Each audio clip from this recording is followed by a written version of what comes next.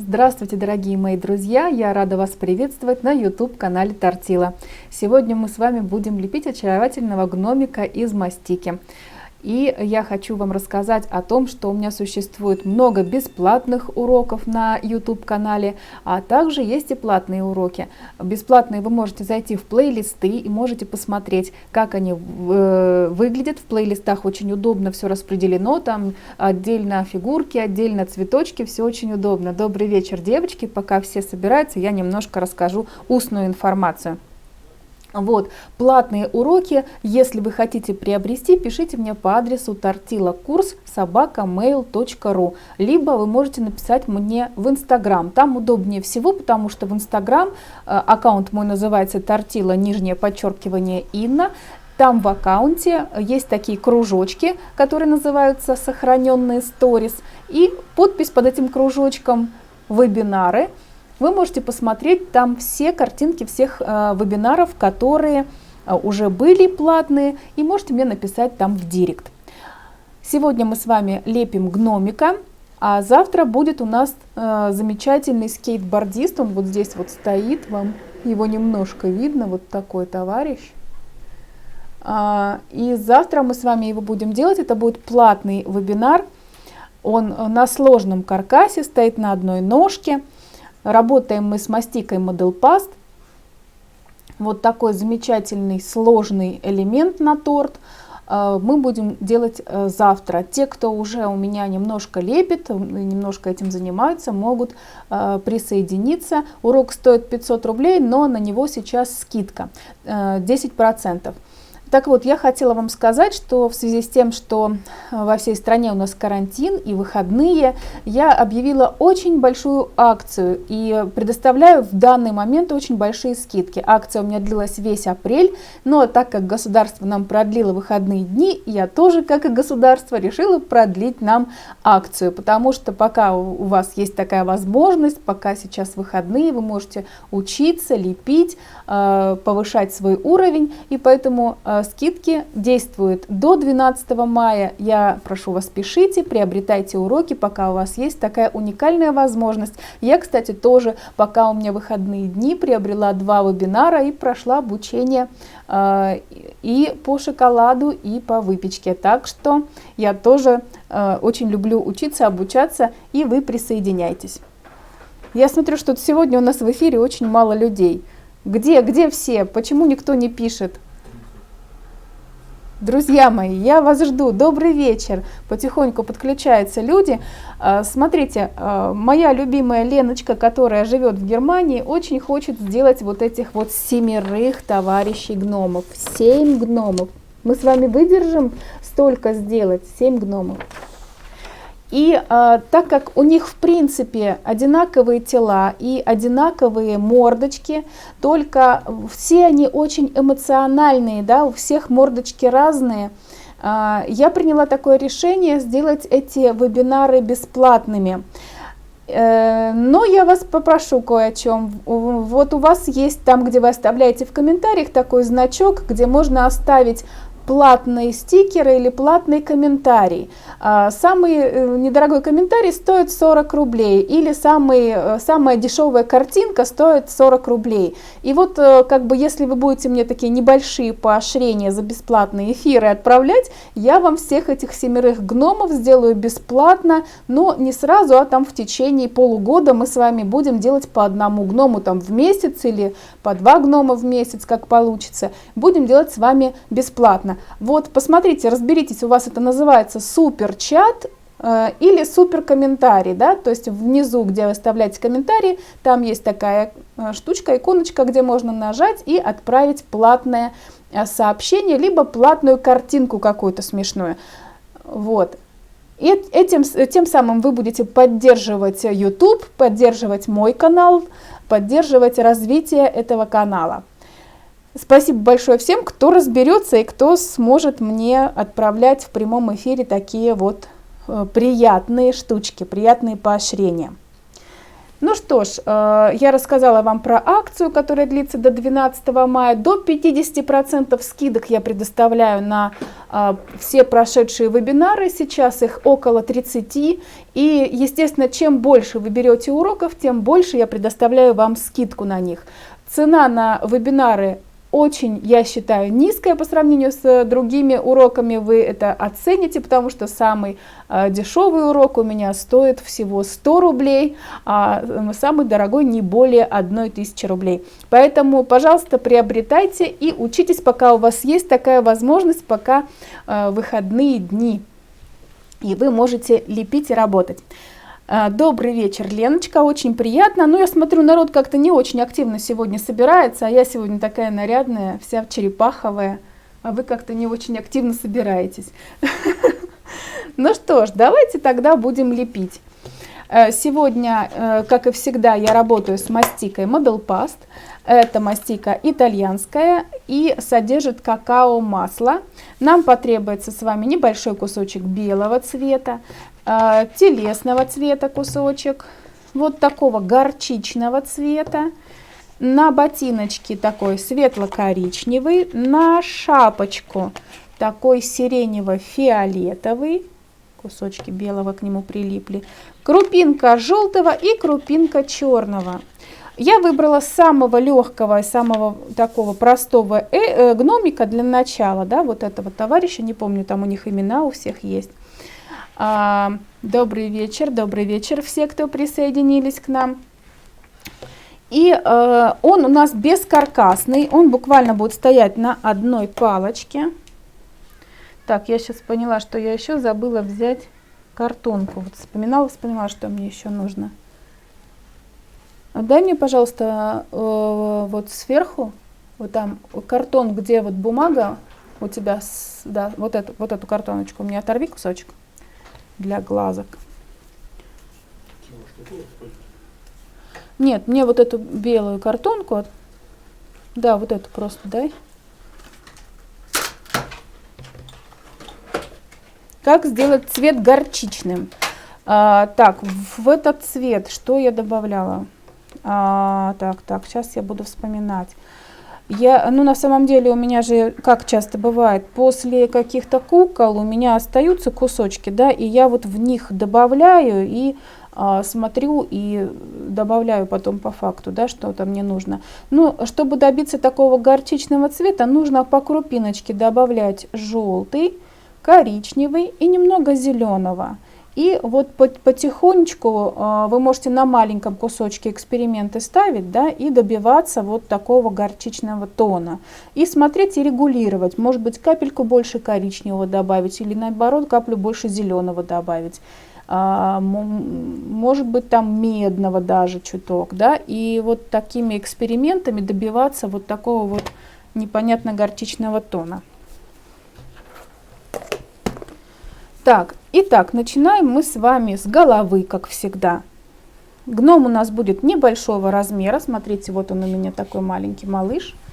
Вот он помещается буквально у меня на ладошке. Вот такой мальчик. И голова у него 3 сантиметра была. Ну, если вы сделаете чуть больше, вы просто будете ориентироваться по пропорциям. Когда вы распечатываете картинку, вы можете взять любую картинку в интернете с вот этим малышом, да, их очень много различных. Мы берем с вами, измеряем голову и смотрим. Вот у него голова 3 сантиметра. От ног до талии у него 2,5 сантиметра. То есть у вас реально, вы должны понимать, что у вас вот здесь будет меньше, чем размер головы. От ремня до подбородка 4 сантиметра, у него в теле до плеч 3 сантиметра плюс шея, то есть всего одна голова отсюда до сюда, а в ногах вообще головы нет. То есть не важно, сколько получится ваша голова, важно потом сделать его пропорциональным под эту голову, которую вы сделаете. Сейчас я возьму чуть поменьше мастики, а то будет большой. Итак, я беру вот такой небольшой кусочек мастики, я стараюсь его очень аккуратно не травмируя, делаю из него шарик, то есть не сильно его мну, не сильно грею в пальчиках, держу всегда в пальцах очень аккуратно, потому что мастика Model Past содержит какао-масло и может течь. Желательно, чтобы у вас было в помещении прохладно. У меня вот стоит термометр прямо на столе, показывает 23 градуса. Вот такой у меня получился колобок, я его ставлю на палочку. Чтобы мне удобно было за него держаться, я сделаю еще дополнительно шею, чтобы вот этот колобок никуда не съезжал. И чтобы я могла за него держаться. Вот я держусь пальчиками вот здесь и могу пальчик ставить вот сюда в затылок. Обратите внимание на лицо. Когда вы делаете вот мультяшных персонажей, каких-то вообще персонажей известных, самое главное добиться его сходства. А сходства добиться очень сложно. Вот вы можете посмотреть на мордочку еще раз этого гномика. И давайте разделим это лицо. Вот у него 3 сантиметра голова полностью. Посмотрите, вот у него краешек носика. А краешек носика получается всего 8 или 9 миллиметров. То есть по факту получается, что у нас от носа до подбородка это все лежит в 1/3 лица. Соответственно, вам нужно визуально шарик разбить на 3 части и оставить одну часть снизу и 2 части сверху. То есть 1 сантиметр здесь и 2 сантиметра здесь. Я немножко пальцем прижимаю.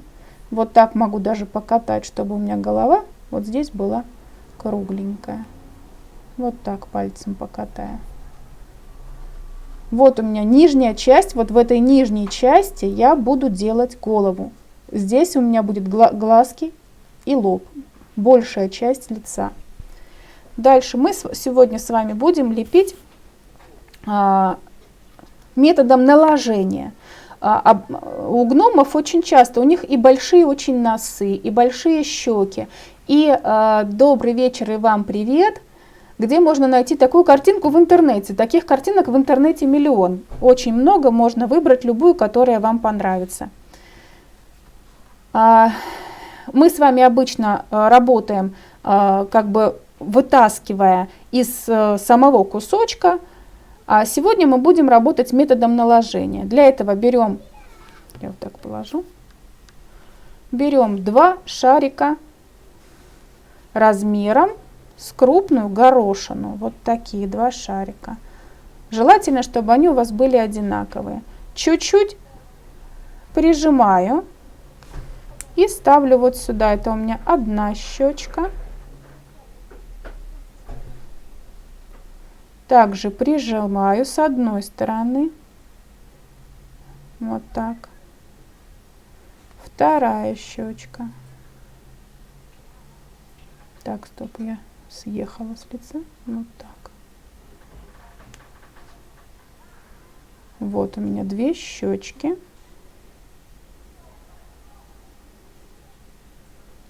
Вот здесь их я немножко присоединяю к лицу сбоку. Дальше подбородочек, тоже небольшую горошинку, меньше, чем я взяла на щечке. Горошинку в 2 раза меньше. О, очень приятно, добрый вечер. Я очень рада, что вы к нам зашли. Так, и вот здесь мы делаем подбородочек. Вот так. Вот у меня получилось 3 лепешки. Старайтесь, чтобы щечки у вас были одинакового размера. И теперь я соединяю эти лепешечки, чтобы у меня не было переходов. Вот здесь.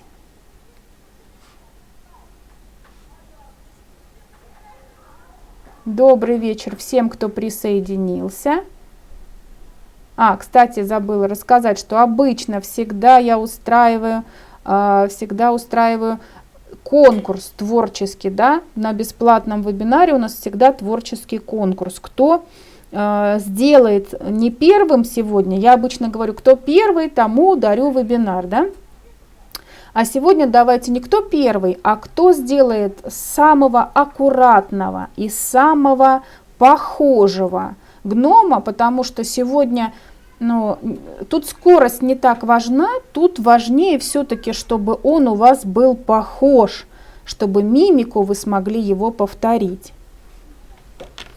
Так, смотрите, вот у меня получился подбородочек. Я уже могу себе потихоньку вот так придавить и понять, где у меня что будет располагаться. Но пока еще не буду сильно придавливать, потому что хочу сделать еще нос. Вот здесь, вот в этом месте сделаю небольшое углубление для носика и сделаю нос. Смотрите, у этих гномиков у всех разного размера носики.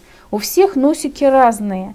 У этого гномика, вот если на всех посмотрите, у него самый крошечный нос. Ну вот еще у вот этого весельчака тоже такого же размера носика. Поэтому смотрите, не ошибитесь в размере носа. Как получить телесный цвет? Для телесного цвета есть краситель фирмы Шеф-Мастер, он так и называется, телесный. Есть краситель фирмы Wilton, он называется Коппер, медный. Ну и в различных других тоже красочках всегда присутствует что-то либо медное, либо телесное. Вот смотрите, маленький кругленький носик я сюда помещаю. Ой, мне кажется, он у меня мелковат для моего лица. А вообще ничего, пускай будет маленький. И вот здесь тоже соединяю с лицом, чтобы у меня не было стыка. И обратите внимание, кажется, что у них носики просто кругленькие, но нет.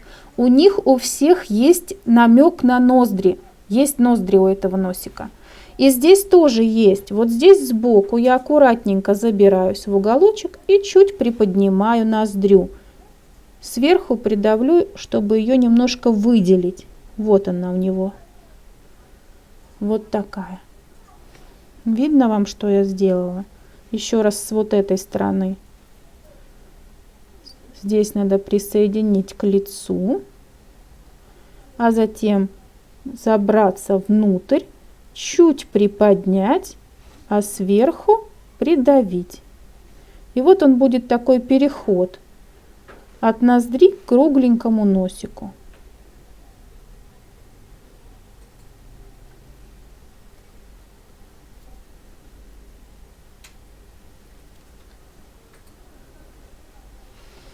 Вот. Дальше делаем с вами мимику его лица.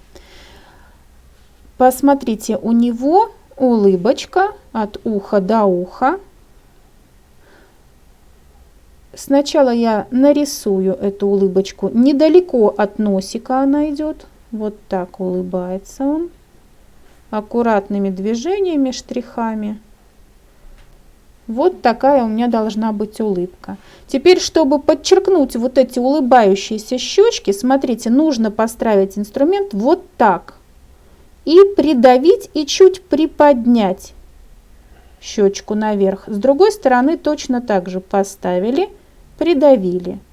В уголочек теперь поставим инструмент вот так.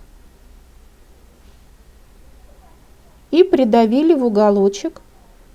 И еще раз придавили в уголочек. Пальчиками можете подтянуть щечки еще повыше и разгладить какие-то неровности, которые образовались. Теперь я еще раз более четко, уже острым инструментом нарисую уголочки. Нижнюю челюсть надо немножко вдавить глубже, потому что он такой смущенный, смущается, нижняя челюсть у него немножко ниже. И смотрите, подбородок у него совершенно крошечный, и вот это все лишнее я убираю в шею, чтобы сделать такой же крошечный подбородок. У него после нижней губы сразу же уже заканчивается лицо, подбородка практически нет. Сразу начинаются ноги, да.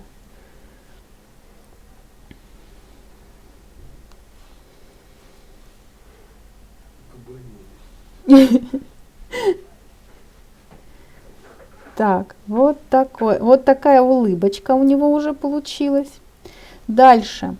Я уже показывала вам, как можно облегчить себе страдания и сделать аккуратные ровные глазки. И сегодня тоже давайте с вами сделаем глазки. Сейчас вот аккуратнее немножко здесь разглажу какие-то моменты.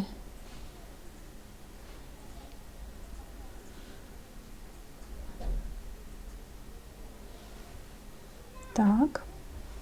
Он уже милый, да. Глазок еще нет, но он уже милый.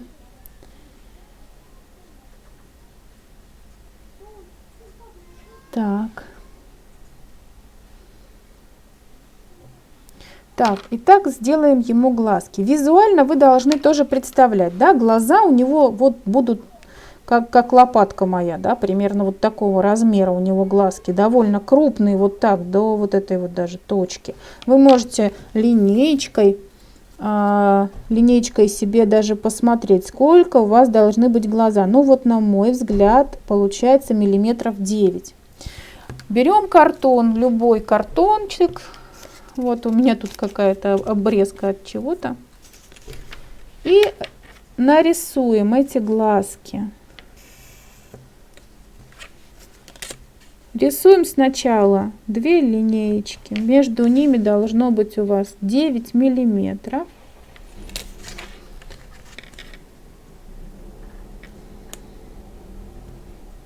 И по ширине глаз, какой он будет по ширине. Можно даже, вот если вы работаете по картинке, вы должны и по картинке даже можете это узнать. 4 миллиметра.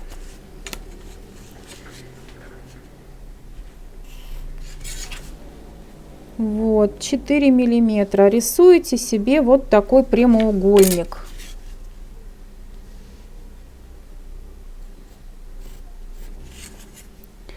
И просто в нем, в этом прямоугольнике, рисуете букву О. Вот.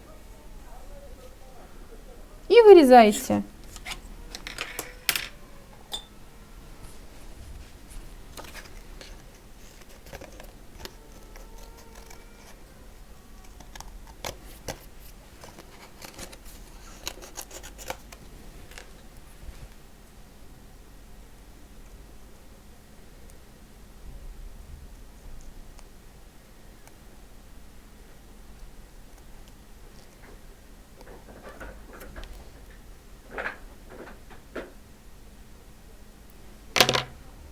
Вот у меня получается вот такой глаз крошечный.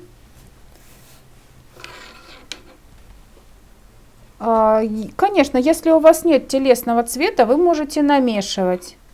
Вы можете к белой мастике добавить крупинку красного, желтого и коричневого. Смотрите, ставим теперь сюда.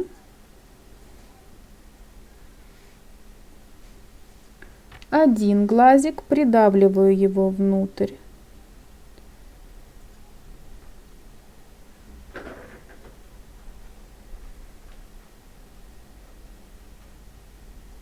И второй глазик.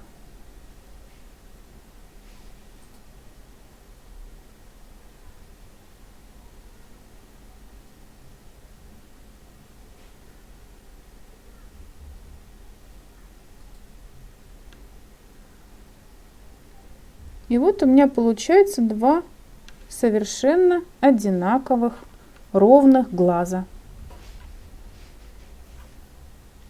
Так, еще нарисовать морщинки забыла, пока не забыла, нарисую морщинки. Вот здесь у него 2 очаровательных таких складочки. Можно даже просто вот ножом. Вот так, раз, 2, такие вот. Такие от улыбки складочки. И вот здесь.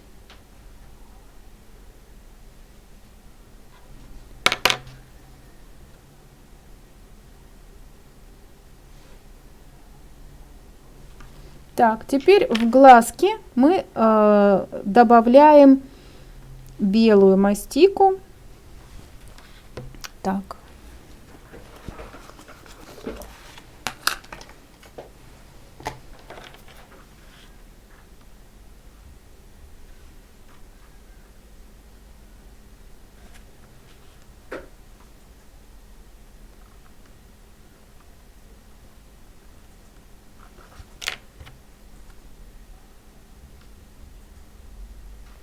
Берем небольшие кусочки белого цвета. Можно, кстати, использовать не модель, а взять что-нибудь такое, типа цветочной мастики или ванильной мастики. Девочки, я очень люблю работать с покупной мастикой Model Past. Можно, конечно, лепить из другой мастики, можно попробовать работать с ванильной, тоже получится неплохой результат. Просто когда уже привыкаешь к чему-то хорошему, это вот не реклама, понимаете, я привыкла работать моделом, я люблю эту мастику за то, что она прекрасно сглаживает швы. Да, у нее есть свои недостатки, это недостаток в том, что она течет в теплом помещении. Но я это не считаю недостатком, я уже к этому привыкла и, собственно говоря, знаю, как с этим справиться, просто понизив температуру в помещении. Мастика Model Past фирмы Lapid, итальянская мастика. Так, и смотрите, я сюда аккуратненько положила таких 2 кусочка белых и аккуратненько их разглаживаю, стараясь сделать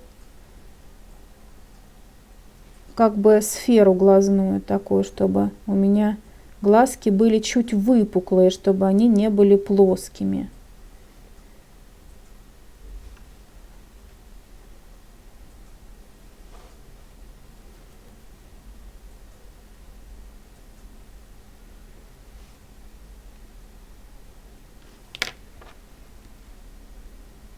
Всем здравствуйте, всем привет!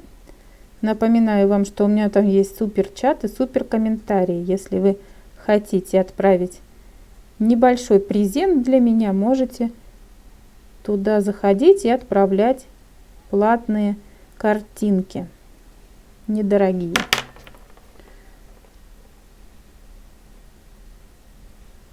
Вот такие у меня получились глазки. Все, собственно говоря, осталось глазки нарисовать. Так.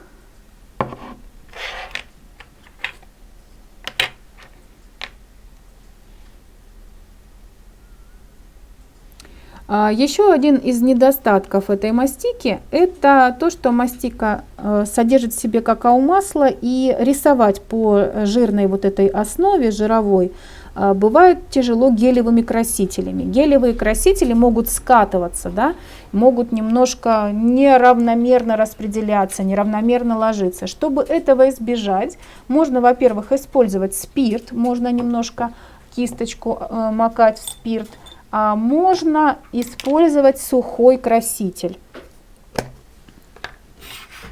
Так, у меня палитра тут не очень чистенькая. Друзья мои, задавайте вопросы, общайтесь. Вы сегодня у меня какие-то тихие.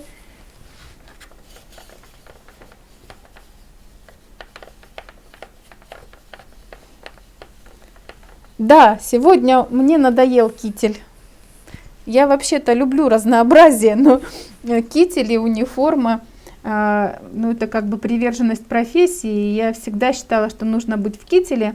А сегодня во мне взбунтовал мой знак зодиака Близнец, который вечно любит что-нибудь новенькое. И сегодня я решила вот найти себе вот такой образ.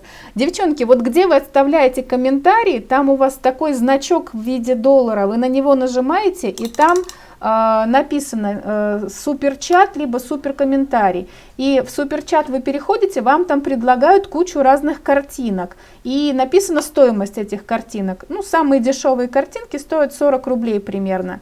Ну, там можно какую-нибудь там смешную рожицу, ну, типа смайлика что-то можно отправить. Сейчас Виталик продемонстрирует вам, где эту кнопку найти. Вы меня не узнали? Вот это да, это хорошо. Поэтому все сегодня тихо сидят, потому что думают, это тортила или не тортила. Так вот, я развела белый сухой краситель, развела его с водичкой. Со спиртом его разводить не надо, он не будет разводиться со спиртом, он как-то комкуется с ним почему-то. Вот, поэтому просто обычной водой, сухой белый краситель, это диоксид титана.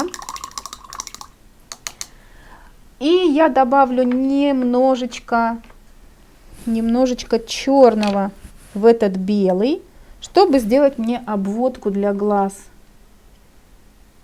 И вот такой краситель, когда он соединен с белым, он будет рисовать лучше. Не спеша, аккуратненько обвожу глазик таким не черным, а серым, скажем, цветом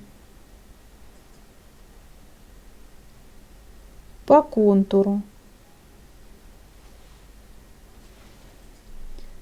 Старайтесь это сделать как можно тоньше и аккуратнее.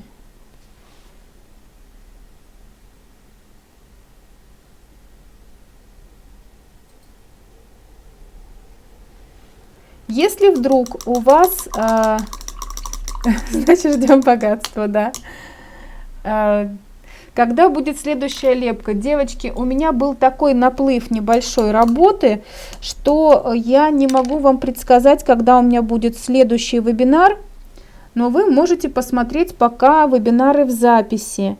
Я обещаю вам подготовить цветочный, очень хочу сделать по цветам урок. И завтра у нас будет скейтбордист, а потом будет небольшой перерывчик, чтобы у меня было просто время подготовиться и сделать вам еще какую-нибудь интересную подборку. Я должна перед тем, как показать вам что-то, я должна это отработать, я должна сделать эту фигурку, да. Завтра вебинар у нас в 19 часов, это платный урок, всех приглашаю. Смотрите, вот тоненько обводим, если вдруг вы попали темным цветом в глаз, можно что делать?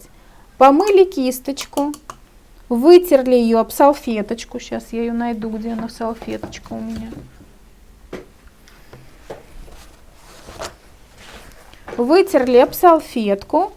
И грязь аккуратненько чистой кисточкой удаляете. Если вдруг вы вышли за пределы глаза, а не в глаз попали, тогда можно использовать аппликаторы стоматологические или вот такие штучки, которые используют девочки, которые делают маникюр. Такая как бы маленькая ватная палочка.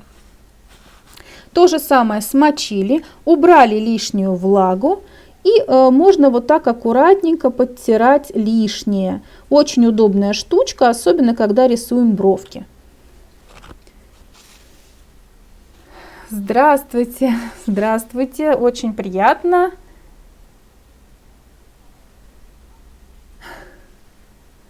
Я со всеми здороваюсь, друзья мои. Ну, не все, может быть, сообщения вижу, но стараюсь смотреть ваши сообщения и одновременно работать. Так, этим же цветом чуть-чуть потемнее сделала черный цвет, нарисую ему бровки. Бровки у него такой запятой, и они приподнятые, удивленные.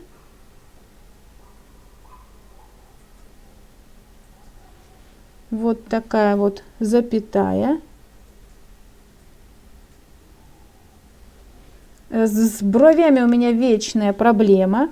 Они у меня никогда не получаются сразу одинаковые и на одном уровне.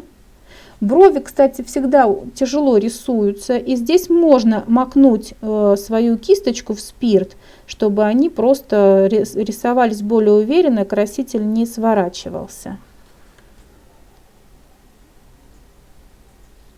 Поэтому, когда я рисую брови, я иногда делаю их немножко шире, чем нужно. Ой.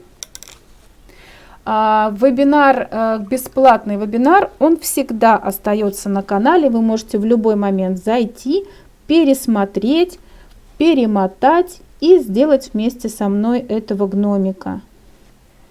Я вам его дарю.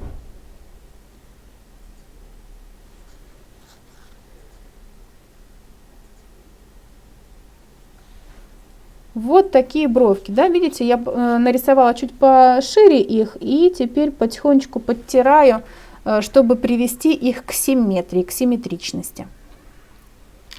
Так, дальше рисуем глазки, для них берем синий краситель и тоже соединяем синий с белым. палитре. И рисуем шарик синего цвета вот здесь на самом верху глаза.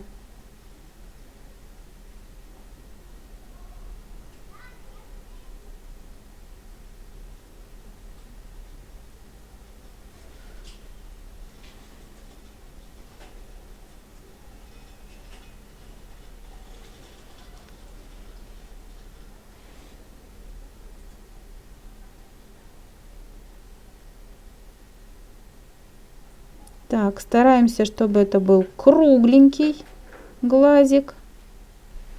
Вот так наверх смотрит.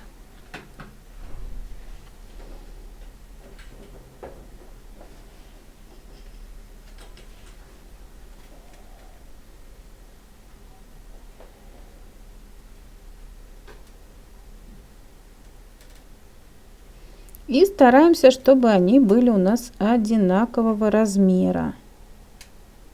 Примерно на 1/3 глазика должен быть вот у вас зрачок. Вот, точнее, радужная оболочка. Кругленькая. Может, овальная. Но с ровными краями. Вот так.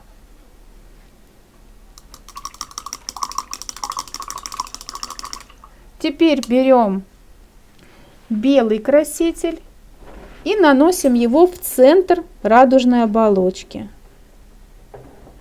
не касаясь края. Таким образом, радужная оболочка у вас станет светлее в центре, а по краю будет темнее.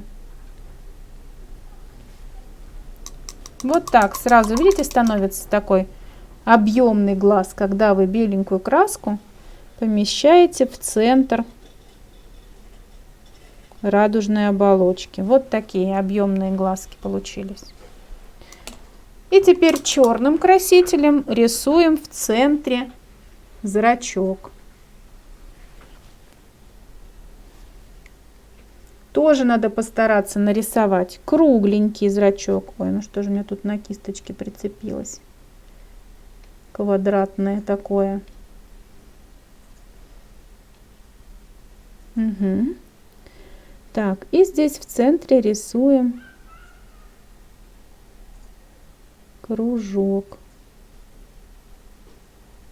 Вот сразу глазик засветился.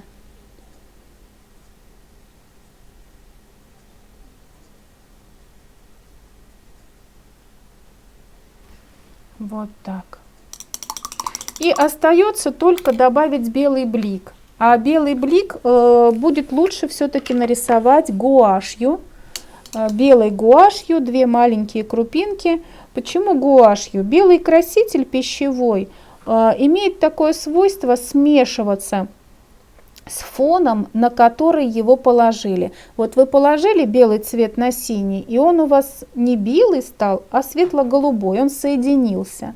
А вот гуашь, белила, медовая детская гуашь, она прекрасно ляжет сверху и не соединится. 2 маленьких блика, так, чтобы блик немножко попал на зрачок. Вот так. И глазки сразу оживают. Дальше мы берем, можно взять тот же самый телесный цвет, использовать, тоже подмешать к белилам в палитре, чтобы у вас получился такой светло-коричневый оттеночек. И вот этим светло-коричневым я нарисую улыбочку.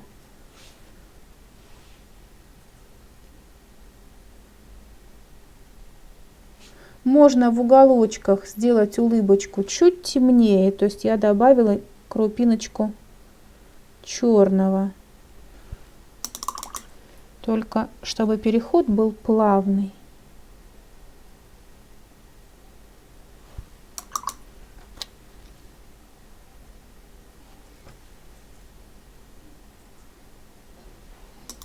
Вот так.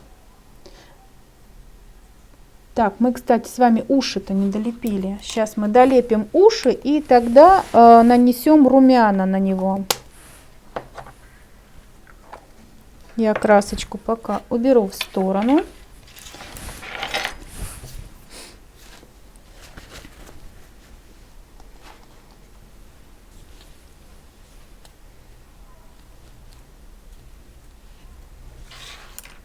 Так, смотрите, какие у него большие уши. Уши у него, получается, до самой брови идут, да? Вот они размера такого должны быть. Они идут от щеки, даже спускаются ниже, чем щечка, и до брови. То есть уши у него реально большущие. Сейчас я сотру с пальца черную красочку.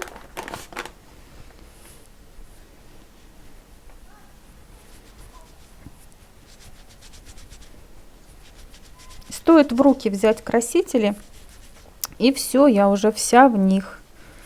Конечно, на пальцах уже черный краситель. Ну, извините, все-таки я в нем перепачкалась. Так вот, делаю ушко.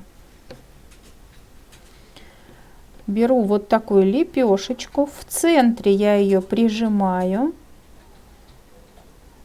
чтобы у меня получились такие краешки. Так, я вам сейчас скажу, сколько она у меня в сантиметрах получилась. Ну, во-первых, я скажу вам, сколько у меня голова сантиметров получилась. Где моя линеечка? Моя голова получилась чуточку побольше, 3 сантиметра и 4 миллиметра. Мое ухо должно быть примерно 2 сантиметра. Вот я считаю от середины щеки и до брови. Вот такое ушко я выделяю.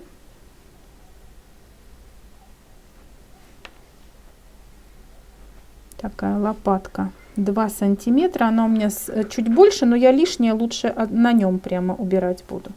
Вот сюда я приставлю.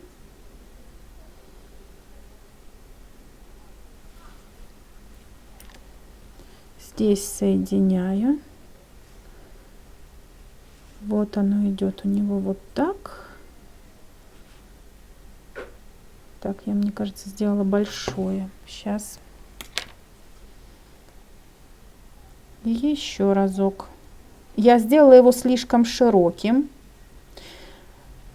Когда делаешь детали, делаешь персонажей, которые должны быть похожи, вы должны тоже к себе быть критичны. Да? Сделали слишком большое ухо, значит, нужно его уменьшить.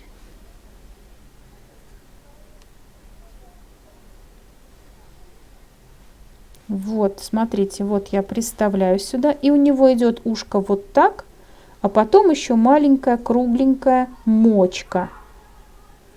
Вот здесь. Соединяю с лицом. И выделяю вот маленькую мочку. Это отличительная особенность именно этого гномика. У него вот такие вот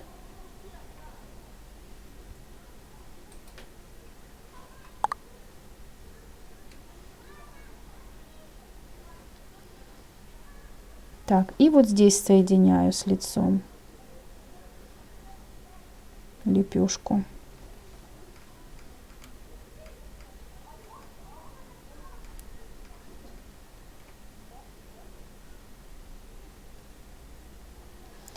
И в центре у него там выглядывает еще какая-то перегородочка. Вот сюда тоже в ушко ставлю. Да, Мэри Поппинс меня очень порадовала. Девочки сделали мне шикарные куколки. Просто молодцы. Я очень рада, что она у вас получается. И очень приятно видеть ваши работы и то, что мой труд как бы не прошел даром, что все у вас получилось. Это приятно, очень приятно. Вот такое у него ушко. Вот здесь завернутое. Стараемся делать как можно больше сходства. Так, и второе ушко.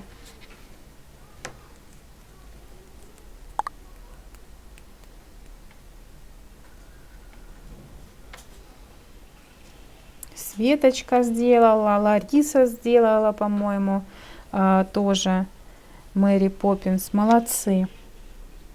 Так, и второе ухо с другой стороны. Сейчас постараюсь сделать его побыстрее, потому что, ну, я, конечно, стараюсь, чтобы он у меня был похож. А когда торопишься, какие-то детали можешь не доделать побыстрее. И второе ушко. Так, тут немножко много, снизу отрезаю и выделяю мочку.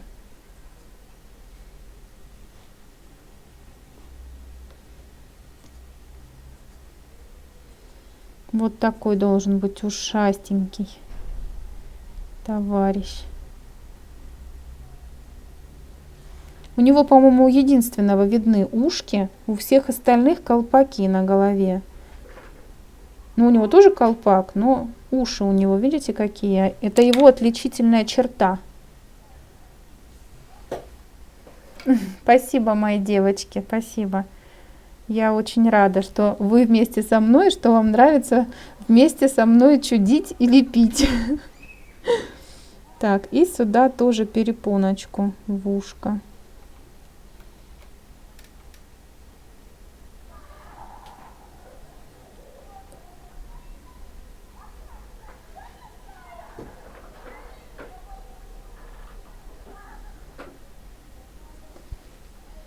Вот, видите, с ушами он прям сразу преобразился, он прям сразу стал совершенно другой. Ушки просто вот сделали свое дело.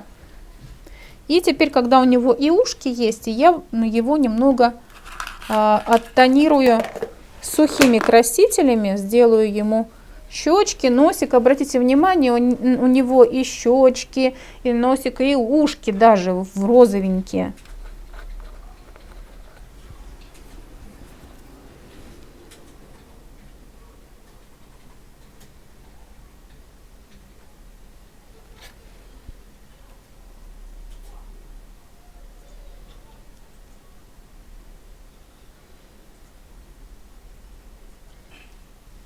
Снизу, если подпихивать чуть-чуть, то будет еще милее, да? Щечки подбиваю чуть-чуть, щеки снизу.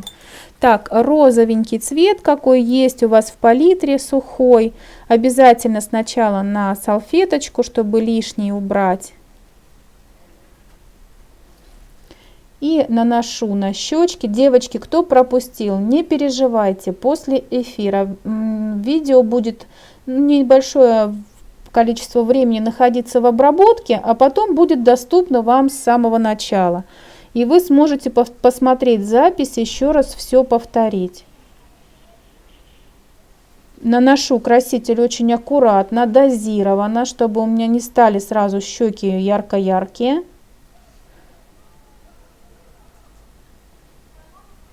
Вот такие щечки. Розовенький носик.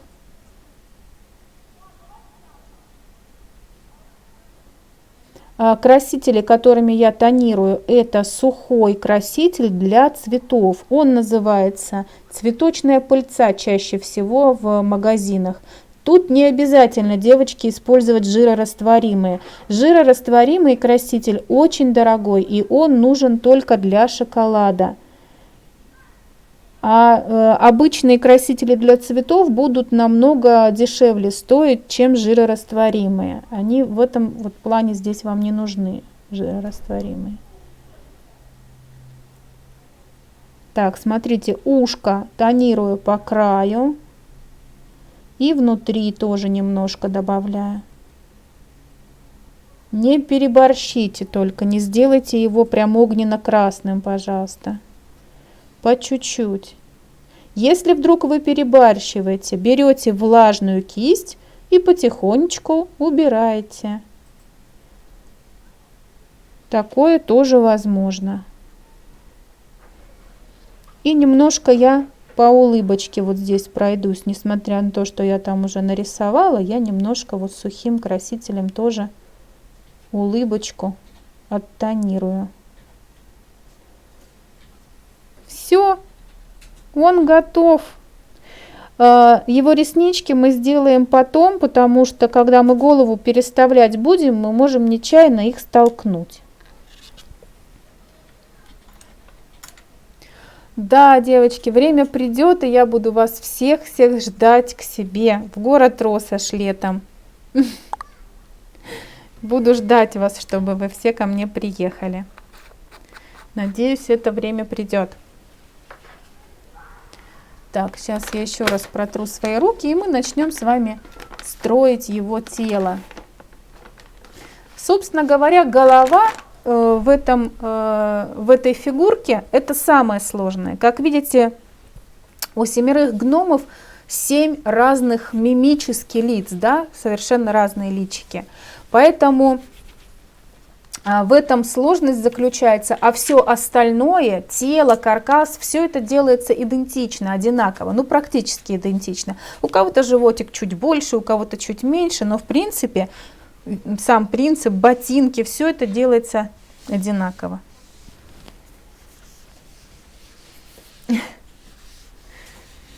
Спасибо и вам, девочки, что вы всегда со мной, всегда поддерживаете, всегда со мной в эфире. Мне это очень приятно и очень важно на самом деле.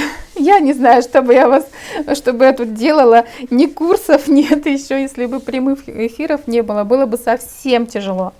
А так я вот с вами так хорошо провожу время.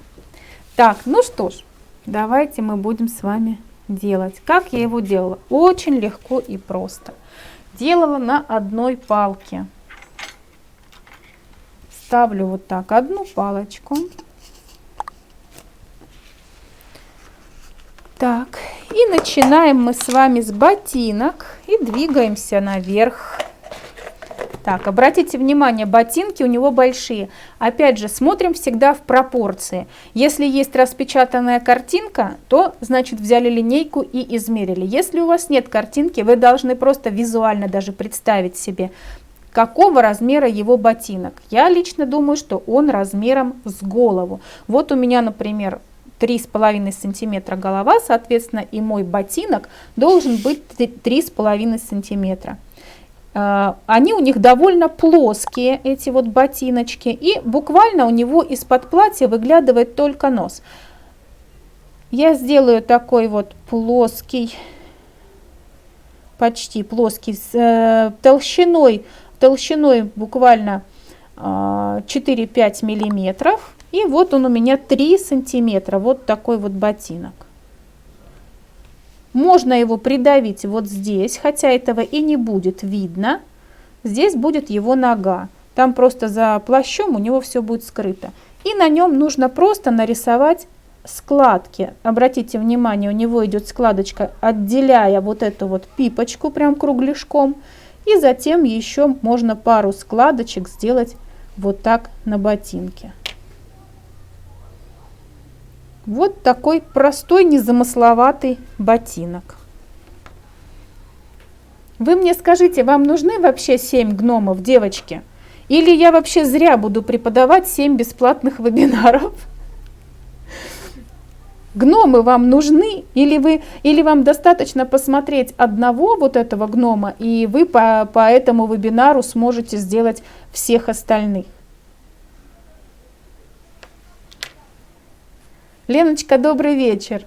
Очень приятно, рада вас видеть в эфире.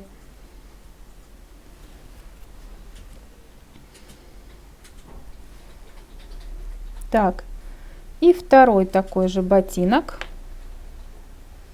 Очень надо? Хорошо. Еще кто-нибудь напишет очень надо? Или все сегодня тихо сидят? Надо, хорошо. Оля, хорошо. Очень приятно видеть обратную связь и знать, что ты разговариваешь тут не сам с собой, с монитором, а там есть на том конце провода кто-то. И Леночка тоже хочет. Ну ладно, ладно, тогда будем делать. Так, вот такие 2 ботиночка у меня получились. волшебного пендаля. Мне кажется, я очень добрая, пендаля не даю.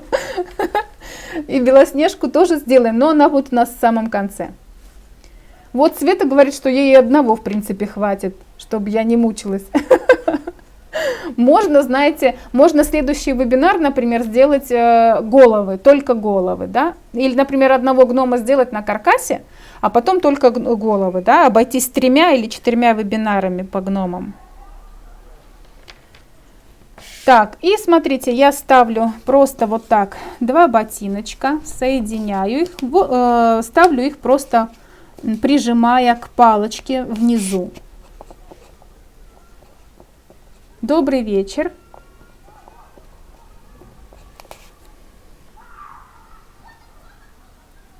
Спасибо, спасибо. Я вас тоже буду ждать здесь. Приезжайте, город Россошь. Так. И из любого, собственно говоря, цвета, который у вас имеется, может быть лишний даже. Ну, естественно, Белоснежка тоже будет, конечно. Только я так предполагаю, что она будет в конце. Так, теперь смотрите, вот эти ножки маленькие. Хорошо, Галя, я тоже жду. Маленькие ножки у него будут буквально, они должны быть меньше головы по размеру. Соответственно, если у меня голова 3,5 сантиметра, то ножки у меня будут 2,5 сантиметра. Вот я делаю просто вот таких 2 цилиндра.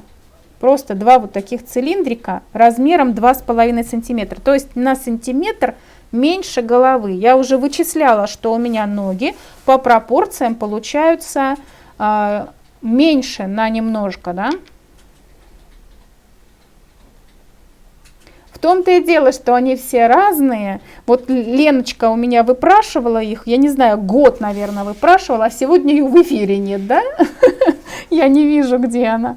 Так, и смотрите, 2 ножки я просто приставляю сюда и прижимаю тоже плотно к палочке. Зависла. Это значит, вам нужно проверить ваш интернет. Не можете прислать смайлик, не получается? Это, ну, это надо там разбираться.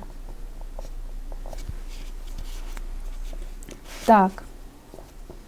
Вот такие малюсенькие ножки у меня получаются. Сразу же я сделаю вот ту часть, собственно говоря, плаща, который у него висит.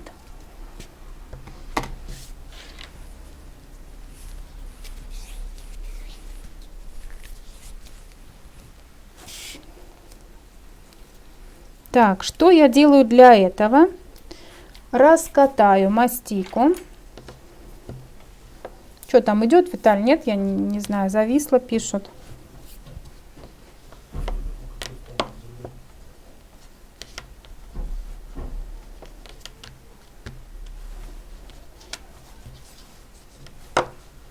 Нет, Model Pass не нужно смачивать стыки. Если вы работаете с ванильной мастикой, то тогда да, тогда нужно смочить стыки, смотря с чем вы работаете.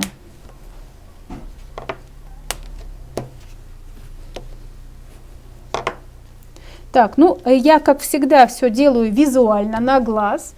Вам, наверное, будет сложно делать визуально, поэтому я сейчас вырежу на глазочек овал такой и скажу вам, какой он у меня будет.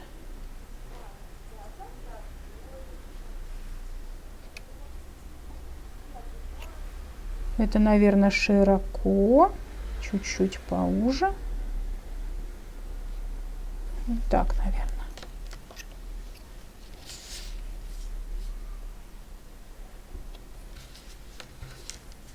Так, и он у меня получается, сколько тут сантиметров? 5, 6, 7, 8, ну 9 сантиметров. И примерно 7, вот такой 9 на 7, такой вот овальчик. Сейчас посмотрю, подойдет он мне или нет. Я как бы шаблонами никогда не пользуюсь, всегда на глаз. Нужно развивать свой глазомер, товарищи. Так, и вот здесь можно сделать надрез. Можно чуть-чуть пальчиками, даже вот не шариком, да, можно положить шариком по мягкому мату пройтись, а можно просто вот этот стык пальчиками сделать потоньше, да, чтобы не было видно среза. Тут, в принципе, нам же не нужно волнистое платье, поэтому нам тут главное просто вот этот стык сделать гладеньким таким. И прям сюда переношу.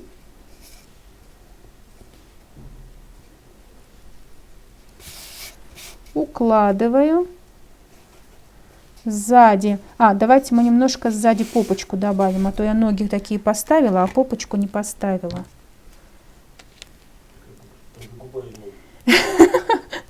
Там есть попочка. Лена, привет! Здравствуйте! Всем привет! Девочки, забыла про попочку. Обратите внимание на картинку. У него вот здесь маленькие ножки, а потом пояс поднимается наверх. Да, вот я вот даже вам этого гнома-то покажу. Вот у него пояс поднимается наверх. У него вот с этой стороны имеется 5-я точка. Вот эту 5-ю точку нам надо тоже ее налепить.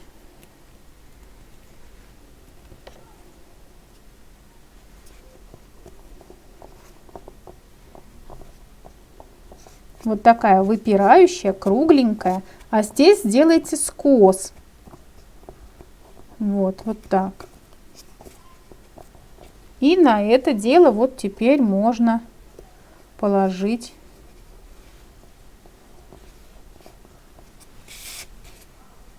вот. А то думаю, что-то не хватает-то.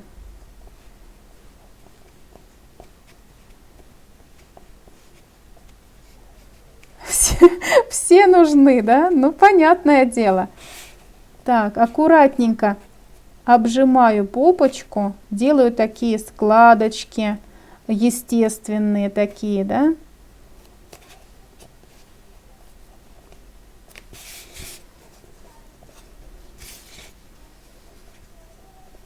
Заворачиваю сюда, здесь лишнее отрезаю.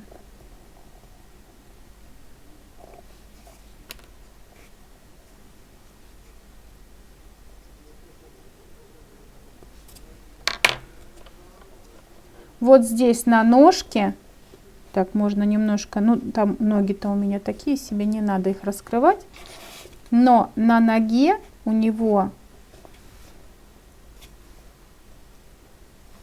должны они лежать, и здесь можно даже вот так прижать по ноге и сделать складку. Оп, складочка.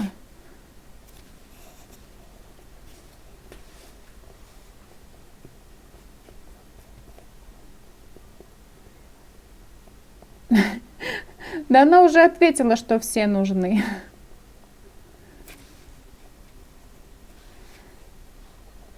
Я думала, что можно как-то сократить. Может быть, мы сделаем еще одного гнома на каркасе, а потом сделаем только головы, а каркасы вы уже сможете сами. Я думаю, это будет лучше.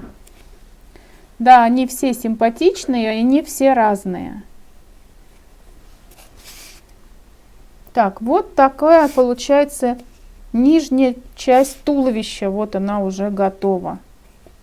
Смотрите, здесь вы должны четко видеть, куда вы потом тело подставите. Да? Вот оно у вас должно быть, тело. Не просто размытые края, а вот это вот место, куда вы тело будете ставить. Вот обратите на это внимание. Нет, будем лепить всех на каркасе, но это, мне кажется, тяжело. Так, и можно еще складки, девочки, вот здесь сделать. Обратите внимание, у него там есть складки. Вот так прижать. Так долго карантин и так много времени, что делать всех 7, да? Ну, а я слышала, что потихонечку карантин начинают уже открывать, уже потихоньку там где-то какие-то снимаются ограничения. Так, а дальше тело его ровно одна голова. То есть мне нужно взять детальку, пузатенькую снизу, то есть как бы капельку такую. Тоже зависает, девочки, сегодня, да? Смотрите, я делаю такую капельку. Мне нужна эта капелька всего 3 сантиметра. Убираю лишнее.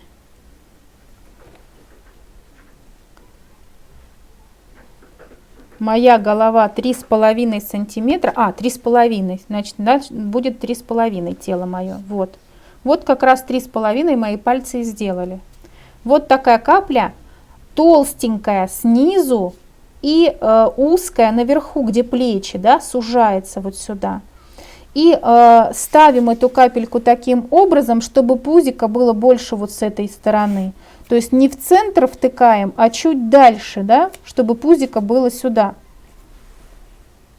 В записи, я думаю, да, вы сможете посмотреть все хорошо. Это значит какие-то проблемы с интернетом.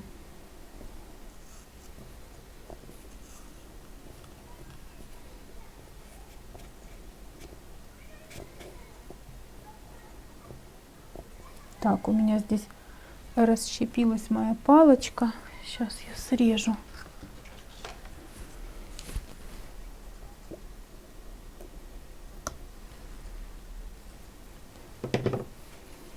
Вот здесь у меня спинка, она как всегда у нас с прогибом.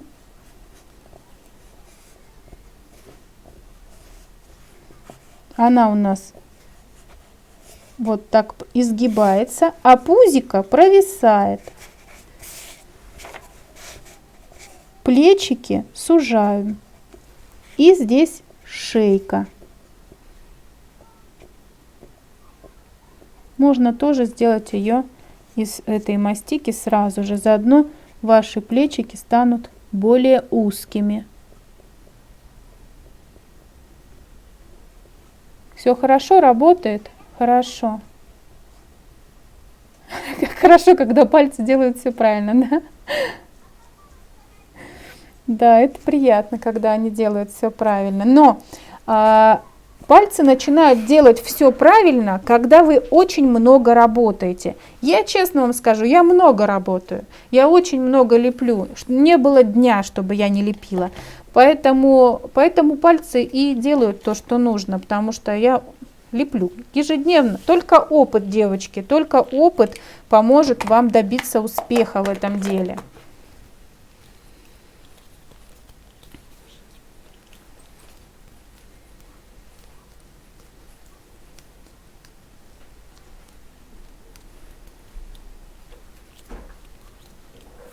Так, и снова раскатываем мастику горчичного цвета.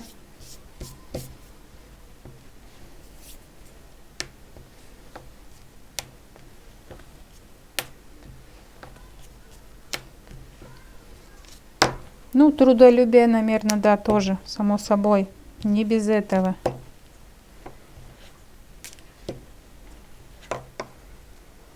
Так. Это не платье, можно раскатать не слишком тонко. Просто если вы раскатаете потолще, ваш гномик будет потолще.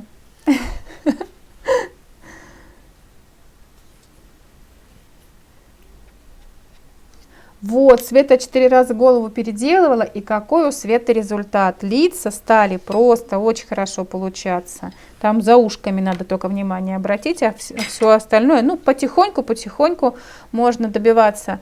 Ну, я не думаю, что нужно делать прям сходство какое-то в лицах. Главное, что они уже получаются красивые. Главное, что лицо не страшненькое, как это бывало, да, в самом начале пути у всех. Оно уже симпатичное, красивое, светится. Очень хорошо получается уже у Светы. Света для меня вот пример человека, который виртуально научился, то есть ни разу мы с ней не встречались абсолютно. И она умница большая, достигла очень больших результатов, учась только по вебинарам. И на страничке у Светы очень хорошо видно, как она достигла прогресса. Все вебинары, которые она сделала, все лучше и лучше с каждой фигуркой. Галочка тоже большая умница. Вообще вы у меня все молодцы. Даже то, что вы работаете и лепите, это уже очень большой плюс. Смотрите, такие простые фигурки я вот даже вот так леплю, да, то есть не заморачиваюсь совсем. Приложила сюда, в боках просто срезаю лишнее. Здесь будет большая рука, и даже если у меня в боках чего-то останется, то все это перекроется.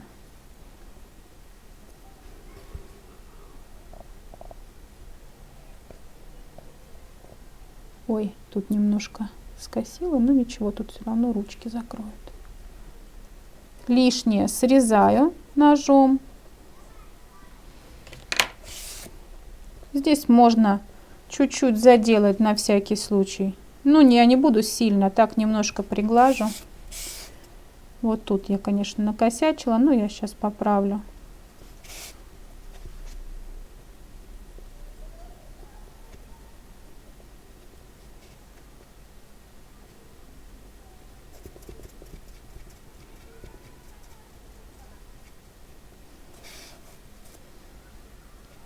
Обязательно заходите к друг другу, смотрите, какие работы получаются. Обязательно. Так. Вот здесь у меня, где будет пояс, срезаю, юбочка у меня вот получилась, я эту юбочку убираю.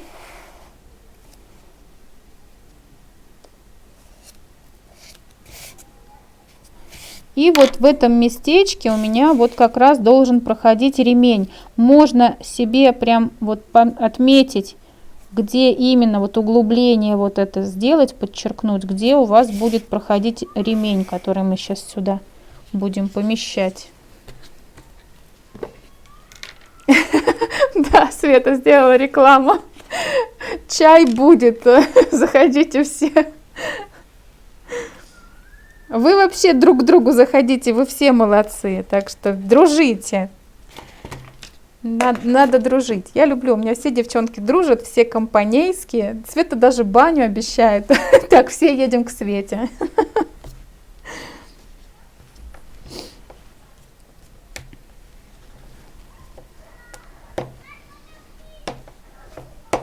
Так, из черной мастики просто раскатываю, вырезаю полосочку тоненькую, буквально 2-3 миллиметра. Тоненькую полосочку.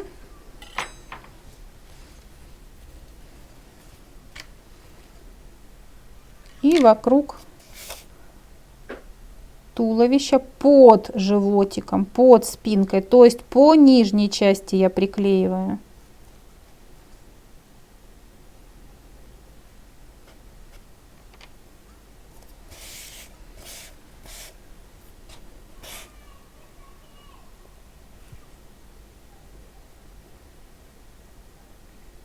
Под животиком. И лишнее отрезаю. Здесь можно оставить один краешек висеть, небольшой. Вот так.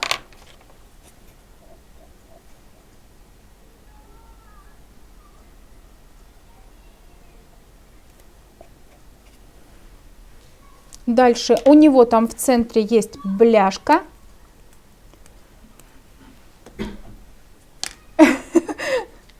Пока из Киева дойдем до Светы.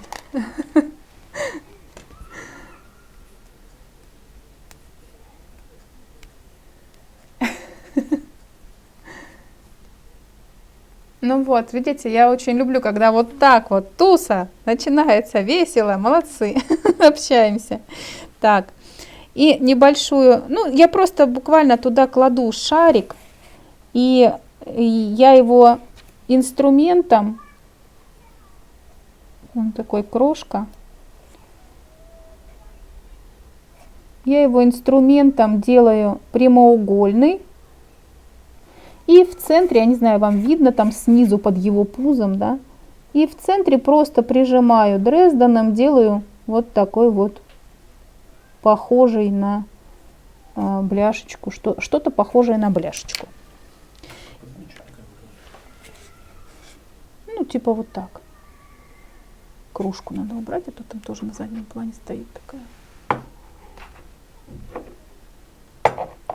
Так, на животе у него что-то наподобие пуговицы, да, скорее всего, это пуговица и есть. И тоже желтенький кружочек на животик. Можно потом покрыть золотцем. Я не покрывала. Стараемся, чтобы кружочек был ровным кружочком, не овалом, не лепешкой, да. Во всем деле должна быть аккуратность. Вот, как я рада, что фигурки ваши тоже находят своих героев. Я тоже пристроила своих героев. У меня скоро заберут эльфика, который вот здесь стоит. Тоже потихоньку забирают. Пристроила всех кроликов на Пасху, раздала. Так, дальше. Дальше мы делаем воротничок. Так, воротник. Да что мне какой-то палка нехороший, весь на щепочки разошелся. Так, воротник делаем опять же прорисовкой. Пока я смайлики радости найду, эфир закончится. Я вот тоже пока там не разобралась с этим суперчатом и суперкомментариями. Вот, надеюсь, что вы найдете, где это работает. Так, такой вот шарфик я в руке сделала, мягенький такой, размягчила его, потому что я на нем буду делать прорисовочку. Я делаю просто, рисую Дрезденом глубоко, несколько нажимов. Можно там как-то неравномерно эти нажимы нанести, просто вот так вот. На пальчике нарисовала, на лепехе на такой. И беру вот и немножко сворачиваю, и получится вот такой вот воротничок. Смотрите, переносим сюда. Он должен у нас провисать вот сюда. И на шее соединяем стык. Можно прорисовать, но этого вряд ли будет видно, потому что гномичья шляпа будет висеть до самых плеч. Вот. Дальше. Давайте сразу же сделаем и руки ему, или сначала голову подцепим. Давайте руки, раз уж возимся с этим цветом. Руки у него будут очень простые. У него там всего 3 пальца выглядывает. Поэтому мы берем с вами и разрезаем лепешку. Мы даже палец, который большой, делать его не станем. Разрезаем лепешечку на 3 части. Так, определимся с размером лепешки. Лепешка не больше сантиметра. Вот, сантиметр наша лепешка. Разрезаем на 3 части. Покрутите немножко эти пальчики. Они большие, вы сможете покрутить, чтобы они у вас были кругленькие. И заверните немножко пальчики вот так.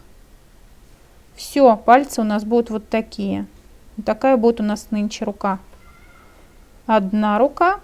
Оторвала, смотрите, вот так остренько оторвала, чтобы потом внутрь подсовывать. И вторая рука. Нашли смайлики радости. Лариса, добрый вечер. Вот Лариса тоже делала замечательную Мэри Поппинс. Да, Ларис, я же не ошибаюсь. Я, конечно, могу вас уже, вас много, что-то путать, но, по-моему, Лариса делала на красивом тортике.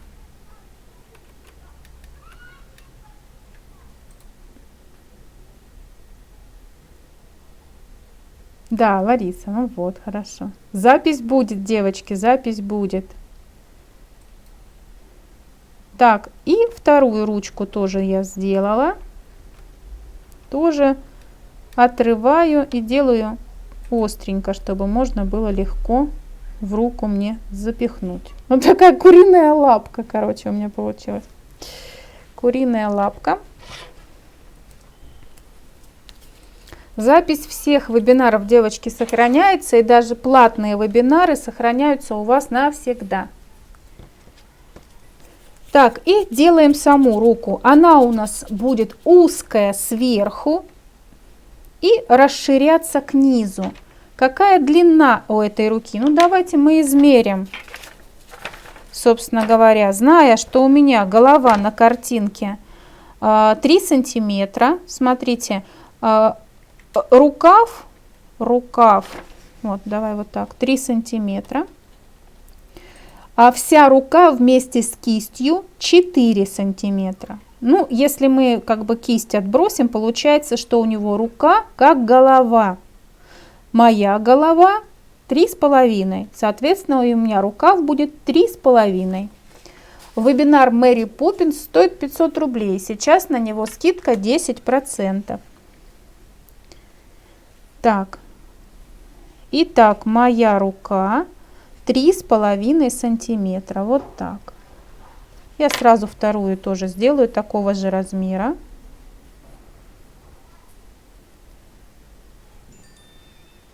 Так.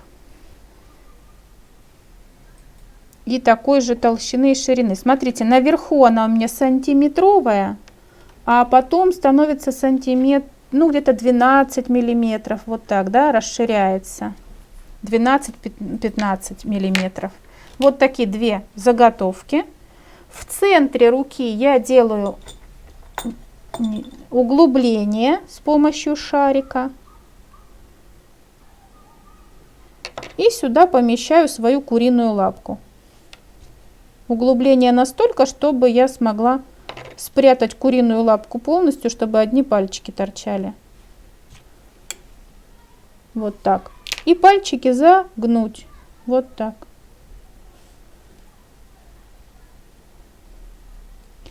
И вот здесь внизу можно нанести парочку складок. Все, теперь за плечико. Вот здесь, если у вас тело подсохло, тогда лепешку размятую помещаем на тело. Но у меня сейчас еще пока все очень сырое, и оно и так приклеится. Если вдруг не клеится, вот сюда намазываем лепешку. И сюда присоединяем ручку.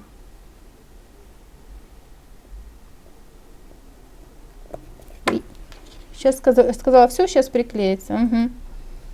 Немножко выделить локоток, потому что надо. Видите, там немножко изгиб есть у него на рукаве, поэтому чуть-чуть согнула.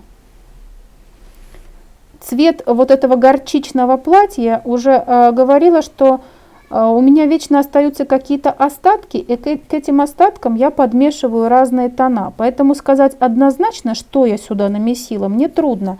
Но, скорее всего, здесь присутствует немножко желтенький, немножко зелененький, немножко, может быть, коричневый, либо медный. Да? Я беру маленький кусочек и на нем провожу эксперименты. А потом к нему подмешиваю белый, там еще мастику добавляю. Таким образом рождаются цвета. В общем, не намешаешь. Ну почему не намешаешь? Намешаешь. Немного желтого, немного зеленого и немного коричневого по капельке. Картинка гномиков есть в интернете, даже не думала, как бы, что она понадобится.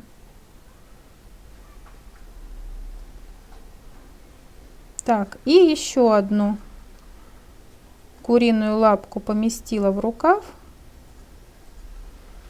Здесь также делаю складочки по рукаву. Немножко сгибаю в области локтя и сюда тоже присоединяю. Можно одну ручку вынести чуть-чуть вперед, например. Вот так.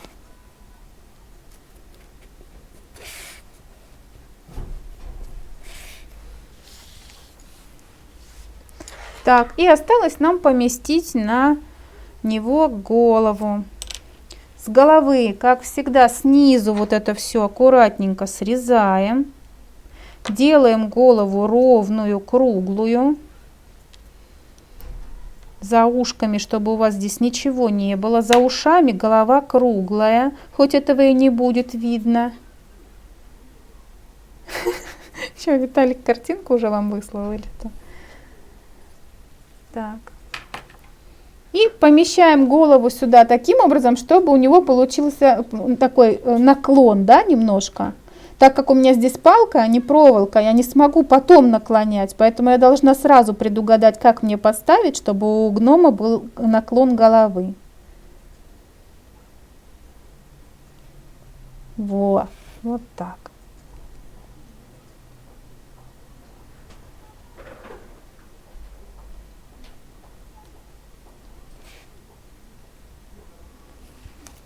Засветила. Ну, картинки есть, девочки, в интернете. Я думаю, что они там все разные, и там выбрать кого-то всегда сложно. Они все красивые, все разные. Так, и осталось сделать одну только шапочку. Гномов делать очень легко и приятно. Вообще люблю сказочные персонажи, обожаю мультяшек, этих героев мультипликационных, гномиков, эльфиков. Вообще это все моя история. Я сегодня заставила свой стол, заставила свой стол различными игрушками.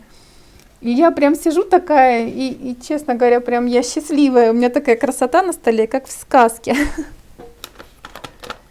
Видите, у первого гнома у меня получился цвет плаща темный такой. Ну, он такой у меня был пробный. И вот его цвет я просто разводила с белой мастикой. Вот он, соответственно, видите, как уже сказать, что я туда намешивала. Да, он очень хороший. Он очень добрый малыш, очень смущенный малыш. Он самый добрый из них из всех. И очень самый такой милашка.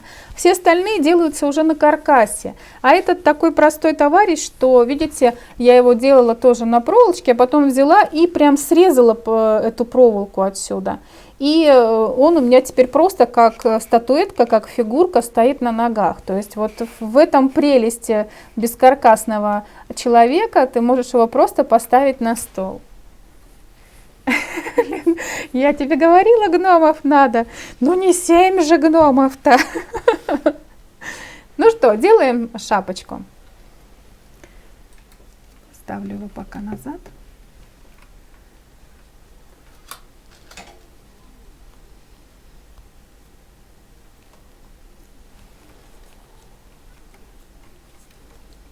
Шапочку тоже сделала посветлее получилось. Так, шапочку делаем с вами сначала такой вот конус, вытягиваем.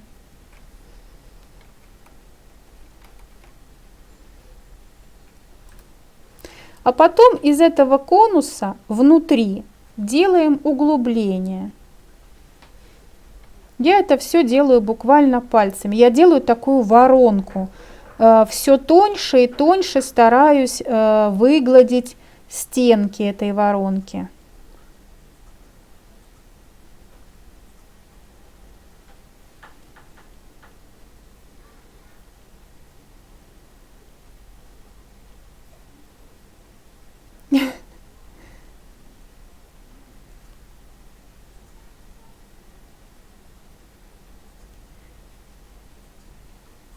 Старайтесь, лепите гномиков аккуратно, красиво, делайте похожих, подарю подарок.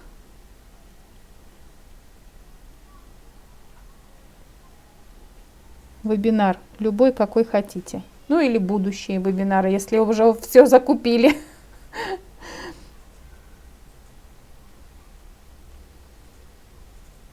Так, вот такая вот шляпка. И краешки вот этой шляпки просто ножничками сейчас обрежу.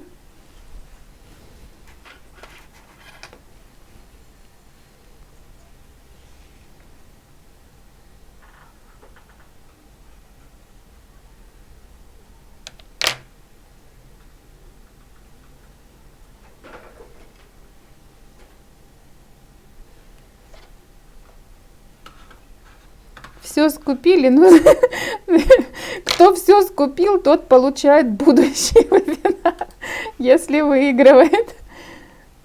Картинку все-таки нашел. В планах, девочки, хочу сделать цветочный. Давно не делали вебинара по цветам. Просили цветочный. И есть там у меня такие еще фигурочки задуманы. Но сейчас мне нужно немножко один проект сделать. Я пока не могу рассказывать вам, что это будет за проект. Вы его увидите в конце мая. Пусть будет такая небольшая интрига, вам будет очень интересно, но мне для этого нужно немножко много времени, чтобы сделать эту работу. Поэтому я же, видите, к сожалению или к счастью, я же еще работаю, отвлекаюсь на другие проекты, на другие фигурки, поэтому мне сложно все сочетать. Очень хочется с вами встречаться, очень хочется проводить эфиры, но меня немножко все немножко хотят.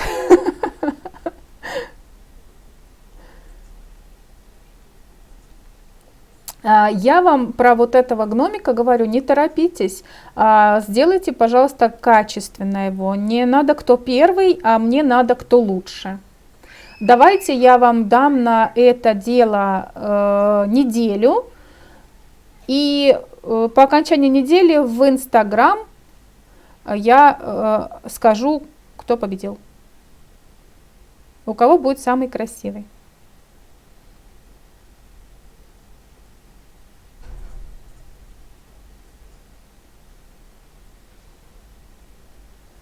Вот, гномичья шляпа у меня готова. Так, сейчас примерим, не слишком ли большая она. Да не, наверное, в самый раз. Даже вот край внизу, да, со стороны спины край нужно чуть-чуть подлиннее. Вытяну чуть-чуть вниз.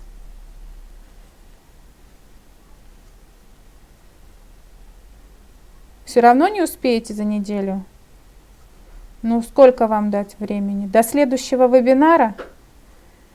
До следующего вебинара дам время. Шлите. Так, и еще раз примеряю. Вот, теперь, наверное, в самый раз. Чуть-чуть вот так присаживаю на голову. Колпачок немножко отгибаю в сторонку. Здесь чуть-чуть наверх, по ушам. Так, по ушам, получается, надо завернуть. И для этого надо срезать немножко лишнее.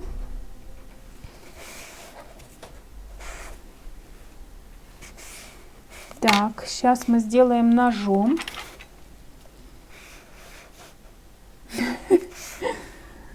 Так, уже там делят гномов.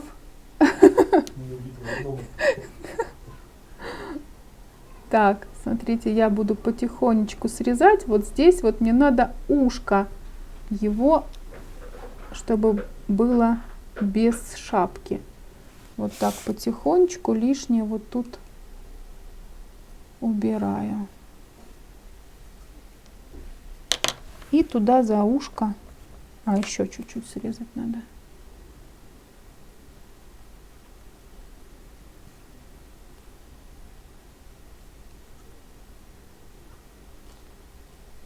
Вот. Ну и, конечно, все стыки, которые я срезаю, я буду аккуратно прятать, делать красивые.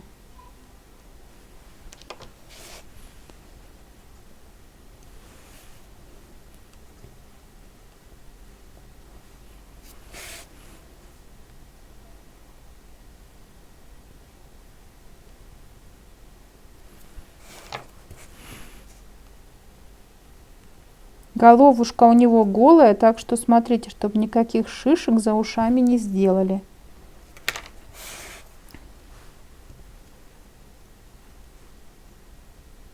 Так, вот здесь я вытянула, не нужно было вытягивать край. Так вот.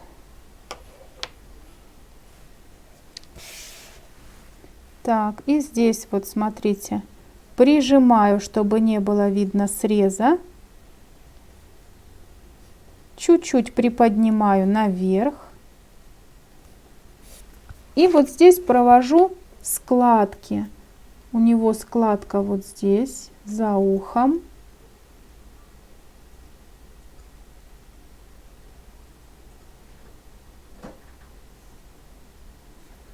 Складка у него есть вот тут на шапочке, тоже можно надавить. Так, и за второе ушко сейчас тоже спрячу шапку.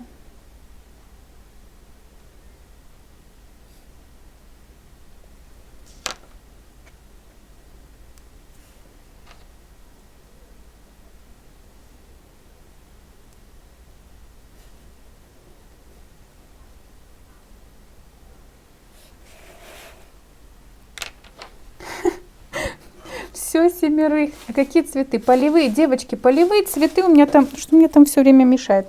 Сейчас, секунду, вот так.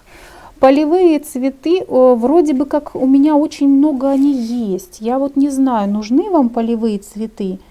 Ну, они там, конечно, сделаны давненько, немножко там есть с ошибками, потому что, наверное, какой-то там какой-нибудь там 2013 год, давненько делались они, и там есть, конечно, что исправить в этих цветах, бесплатно есть там они, полевые цветы, ромашки, маки. Вот. Хотела сделать, все просят гортензию, все просят, как ее, эустому, может быть еще что-то. Вот что-то такое.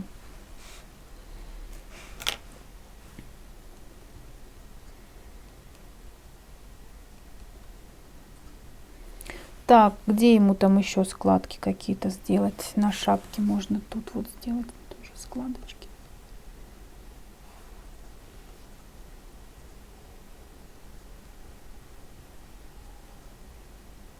Гортензию, еще что-то. Но я еще не придумала, честно говоря. У меня не было особо времени. Я делала очень тоже... Сейчас один проект закончила. Мне нужно каким-то невероятным способом отправить на Москву. Я не знаю, как теперь это доставить. Будем очень переживать с доставкой. Вот. Один проект закончила. Сейчас мне еще один надо сделать.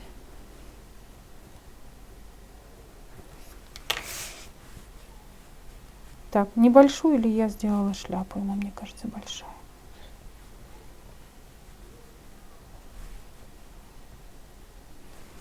Или пускай будет большая. Ну ладно, пускай будет большая.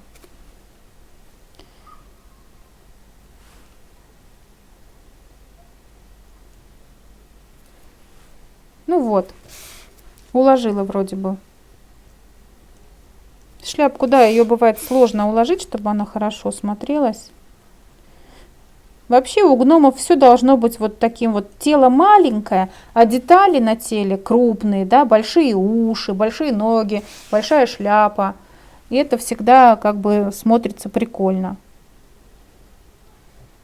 Вот, собственно, и все. Осталось реснички только добавить.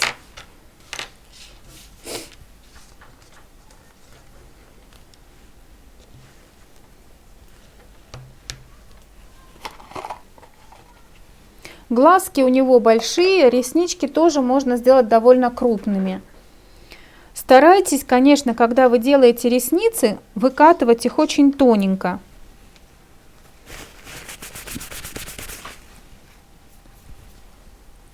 Я прямо на ладошке катаю очень-очень тоненько. И выкатываю край, чтобы край был прям тонюсенький-тонюсенький. Где моя рука? Вот она. Беру ресничку, сгибаю ее и приставляю. Если вам бывает сложно приклеить, можно смазать в этом месте гелевым красителем. Еще раз пройтись по краю глаза красителем. И тогда будет легче прилеплять ресничку. Беру на инструмент эту ресничку и вот так ее сюда. Поймал? Ага, вот обычно, когда ты поймал, у меня и не получится что-нибудь. Держись.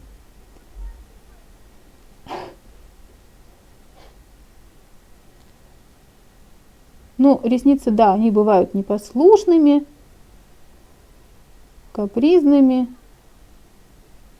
Господи, ну давай уже приклейся. В конце концов, сломала там все уже. Вот, 2 реснички ему достаточно. Главное, чтобы они были такие красиво изогнутые, как настоящие ресницы. Да, я тут как, я же говорю, я выставила их всех, ведь даже сама обрадовалась, что я их выставила. А я их поставила просто потому, что мне их девать некуда, уже весь дом заставлены все полочки. Руки дрожат, да, бывает. Потому что это очень мелкая работа. Это такая уже ювелирка идет, когда вот эти ресницы. Но, кстати, здесь ресницы крупные. Это не то, что там у кукол мы делаем, на девочках, да, на женщинах. Там должны быть реснички помельче. А здесь же ресницы крупные, и тут, в принципе, не так страшно, как на лицах на женских. Вы можете себе здесь позволить роскошь сделать большую толстую ресницу. Самое главное, чтобы она у вас на краю была тонкая. Вот это важно. Чтобы это не была такая бревнышко, а чтобы она реально была похожа на ресничку. И главное на инструмент взять так, чтобы вам было удобно ее туда воткнуть.